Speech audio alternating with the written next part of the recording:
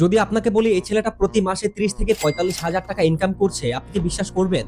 যদি বিশ্বাস করতে কষ্ট হয় তাহলে ভিডিওটা শেষ পর্যন্ত দেখুন, কারণ শেষে আমি আপনাকে প্রমাণ দেখিয়ে দেব। সে ওয়ার্কশপ থেকে একটি পোর্টেবল গাড়ি বানিয়ে খুব সুন্দর ডিজাইন করিয়েছে, এরপর হোলসেলে কাপড় কিনে এনে সেগুলো ব্যস্ত এরিয়ার মধ্যে খুচরায় বিক্রি করছে।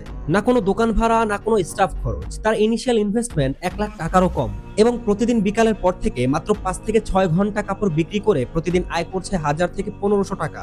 সেই হিসেবে প্রতি মাসে 30 থেকে 45,000 টাকা। দাঁড়ান ভাই, প্রমাণ দিচ্ছি, তার আগে আপনি শুনে নিন যে এই বিজনেসটা আপনিও কিভাবে করতে পারবেন। দেখুন, ঢাকার মধ্যে এমন হাজারো ওয়ার্কশপ পাওয়া যায় যেখানে 30 থেকে 1 লাখ টাকার মধ্যে এই ধরনের পোর্টেবল গাড়ি বানানো যায়। এরপর পাইকারিতে কাপড় কেনার জন্য যাবেন সদরঘাট, গুলিস্তান, বঙ্গবাজার, রানীগঞ্জের আলম টাওয়ারের পুরো এরিয়া, এবং আরো সস্তায় যদি কিনতে চান তাহলে আপনি নারায়ণগঞ্জের ফারজানা মার্কেটে যেতে পারেন। এটা আমার পার্সোনাল এক্সপিরিয়েন্স থেকে বলছি। এরপর খুব সুন্দর একটি লোকেশন দেখে ব্যবসা শুরু করে দিন।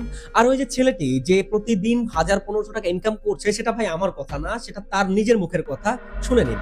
দিনে প্রায় 1,000-1,500 টাকা লাভ হয় আলহামদুলিল্লাহ।